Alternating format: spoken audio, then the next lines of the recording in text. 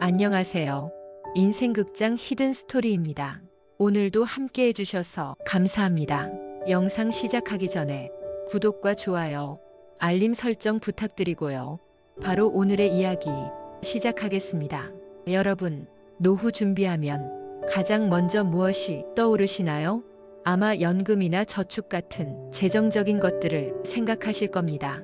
물론 경제적 안정은 중요합니다.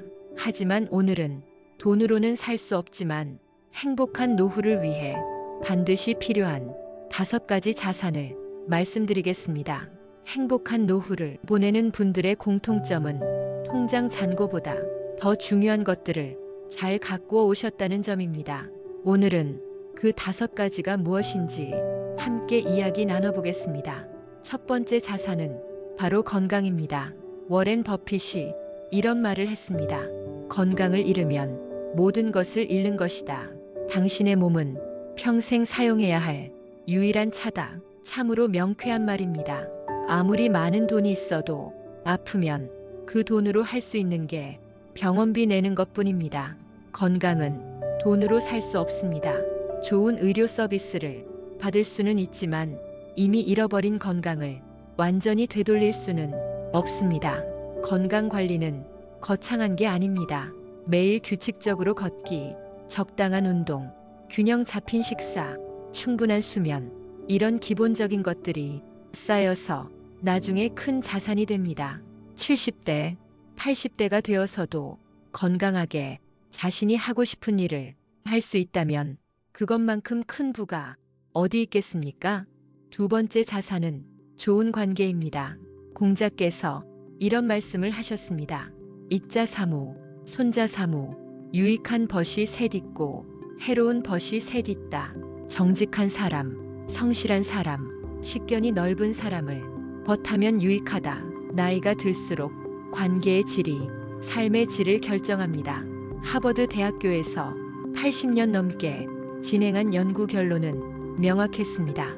돈도 명예도 아닌 좋은 관계가 사람을 행복하게 만든다는 것입니다. 노후에 외로움을 느끼는 분들이 많습니다. 그래서 지금부터 관계에 투자해야 합니다. 관계에 투자한다는 것은 돈을 쓰는 게 아닙니다. 시간과 진심을 나누는 것입니다. 가족에게 사랑한다는 말 한마디, 친구에게 전화 한 통, 이웃과 나누는 따뜻한 인사, 이런 작은 것들이 모여서 든든한 관계의 자산이 됩니다. 또한 동호회 활동, 자원봉사, 평생교육 등을 통해 새로운 관계를 만드는 것도 중요합니다. 이런 관계들이 노후의 삶을 풍요롭게 만듭니다. 세 번째 자산은 자유로운 시간입니다. 세네카는 이렇게 말했습니다. 인생은 길지 않다. 우리가 인생을 낭비할 뿐이다. 시간을 아는 것이 진정한 부다. 많은 분들이 젊었을 때는 시간이 없어서, 나이 들어서는 돈이 없어서 하고 싶은 것을 못한다고 합니다. 노후의 가장 소중한 자산 중 하나가 자유로운 시간입니다. 출퇴근에 얽매이지 않고 내가 원하는 대로 하루를 설계할 수 있는 시간 말입니다. 하지만 시간이 있다고 자동으로 행복해지는 건 아닙니다. 그래서 시간을 어떻게 사용할지 미리 준비해야 합니다. 하고 싶었던 취미, 배우고 싶었던 것들, 가보고 싶었던 곳들의 목록을 만들어 보세요. 은퇴 후 시간을 의미 있게 사용하는 분들은 젊었을 때부터 조금씩 준비하신 분들입니다. 주말에 조금씩 취미를 즐기고 틈틈이 새로운 것을 배우신 분들입니다. 네 번째 자산은 마음의 평화입니다. 불교에서는 이런 말이 있습니다. 집착이 고통의 원인이다. 집착을 버리면 평화를 얻는다. 나이가 들수록 마음의 평화가 얼마나 소중한지 깨닫게 됩니다. 젊었을 때는 무언가를 이루고 성공하려고 애썼다면 이제는 그런 것들에서 자유로워질 때입니다. 마음의 평화를 얻으려면 첫째, 비교를 멈추는 것입니다. 남과의 비교는 끝이 없습니다. 둘째, 과거를 내려놓는 것입니다. 후회는 현재의 평화를 빼앗아갑니다. 셋째, 용서하는 것입니다. 원망과 분노를 놓아버리는 것입니다. 용서는 상대를 위한 것이 아니라 나 자신을 위한 것입니다. 마음의 평화는 물질적 풍요와는 다릅니다. 작은 집에 살아도 많은 돈이 없어도 마음이 평화로우면 행복할 수 있습니다. 다섯 번째 자산은 삶의 의미와 목적입니다. 빅터 프랭클은 이렇게 말했습니다. 삶의 의미를 가진 사람은 어떤 상황에서도 견딜 수 있다. 노후의 가장 무서운 것은 무료함과 무의미함입니다. 나는 왜 사는가? 내 인생에 무슨 의미가 있는가? 이런 질문에 답이 없을 때 사람은 깊은 공허함을 느낍니다. 그래서 은퇴 전부터 삶의 의미와 목적을 찾아야 합니다. 일이 전부가 아니라는 것을 깨닫고 일 외에 나를 정의할 수 있는 것들을 만들어야 합니다. 삶의 의미는 거창한 것이 아닐 수 있습니다.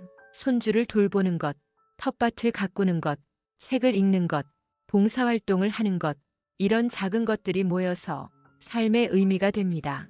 중요한 것은 내가 누군가에게 필요한 사람이라는 느낌, 내가 하는 일이 가치 있다는 느낌입니다.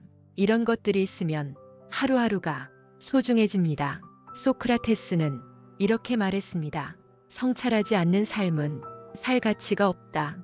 우리의 인생을 돌아보고 무엇이 정말 중요한지 생각해야 합니다. 이제는 나 자신을 위해 살 때입니다. 나를 행복하게 만드는 것이 무엇인지 찾아야 합니다. 돈은 중요합니다. 하지만 돈만으로는 행복할 수 없습니다. 건강, 관계, 시간, 평화, 의미, 이 다섯 가지 자산이 있을 때 비로소 우리는 진정으로 부유한 노후를 보낼 수 있습니다. 이 다섯 가지는 하루아침에 만들어지지 않습니다. 지금부터 조금씩 준비해야 합니다. 건강을 위해 오늘 산책을 나가보세요.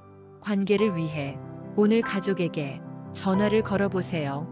시간을 의미 있게 쓰기 위해 오늘 새로운 것을 배워보세요. 마음의 평화를 위해 오늘 감사일기를 써보세요. 삶의 의미를 위해 오늘 봉사활동을 알아보세요. 작은 실천들이 모여서 큰 자산이 됩니다. 그리고 그 자산들이 우리의 노후를 풍요롭게 만들어줄 것입니다. 오늘 이야기 어떠셨나요? 돈보다 소중한 다섯 가지 자산, 건강, 관계, 시간, 평화, 의미에 대해 이야기 나눠봤습니다. 여러분은 이 중에서 어떤 자산이 가장 필요하다고 생각하시나요? 댓글로 의견을 나눠주시면 감사하겠습니다. 여러분 한 분 한 분이 진정으로 부유한 노후를 맞이하시길 바랍니다. 오늘도 인생극장 히든스토리 채널을 찾아주셔서 진심으로 감사드립니다. 건강하시고 행복하세요. 감사합니다.